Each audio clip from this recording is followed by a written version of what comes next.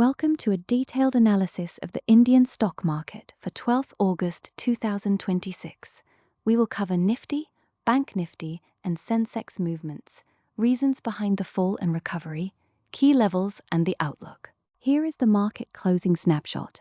Nifty 50 closed at 24,435.95, down 0.15%.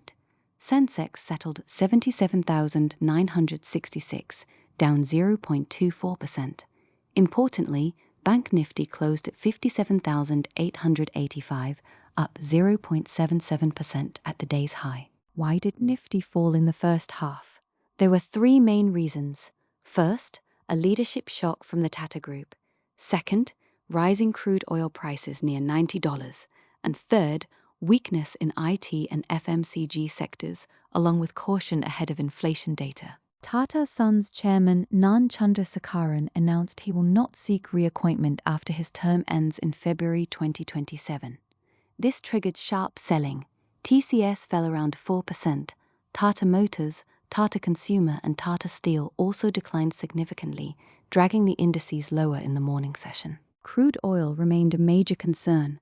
Brent hovered near $89 to $90 per barrel due to stalled US-Iran talks and uncertainty around the Strait of Hormuz. Higher oil prices raise inflation fears and pressure India's import bill, weighing on investor sentiment. Markets recovered in the second half due to value buying at lower levels. Financial stocks, especially PSU Banks, led the rebound. Telecom stocks rose on tariff hike reports, and metals gained on supply concerns. Strong DII buying of over 5,800 crore also supported the recovery. Nifty held the important 24,250 to 300 zone. Bank Nifty saw a sudden spike and closed at the absolute day's high, up 440 points. The key driver was aggressive buying in public sector banks.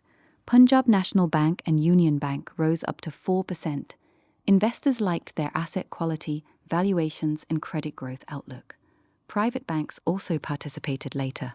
For Nifty 50, key support levels are 24,400, then 24,350 to 300, and the critical zone of 24,250 to 200. On the upside, resistance is seen at 24,500 and the important zone of 24,600 to 650. For Bank Nifty, immediate support is at 57,500 to 400. Resistance is at 58,000, followed by 58,300 to 400. A sustained move above this zone can open targets of 58,800 and even 59,200. Sensex supports are around 77,800 to 500. Important events of the day included the Tata succession news, elevated crude prices due to geopolitics, India CPI inflation at around 4.45%, and the US CPI data.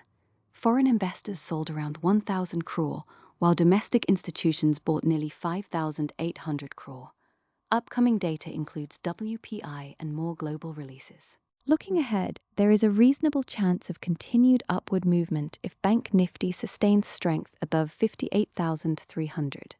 Nifty is likely to follow if it holds above 24,400. However, risks remain from further crude spikes, weak global data, or rupee weakness. The short-term trend is still choppy with a mild positive bias. Will Nifty follow Bank Nifty?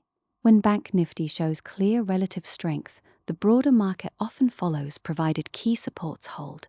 For this to happen, Bank Nifty needs to stay strong and Nifty must reclaim 24,500 to 600. Crude oil should not spike further. If these conditions align, markets can grind higher. Key takeaways. The fall was triggered by Tata news and high crude. Recovery was driven by PSU Banks and DII support. Bank Nifty closed at the high, showing strength. Watch Nifty support at 24,250 and Bank Nifty resistance at 58,300. Monitor crude, rupee, and global cues closely. Thank you for watching. Stay informed and trade with discipline. This analysis is for educational purposes only and is not investment advice. Markets involve risk. Data as of 12th August 2026, market close.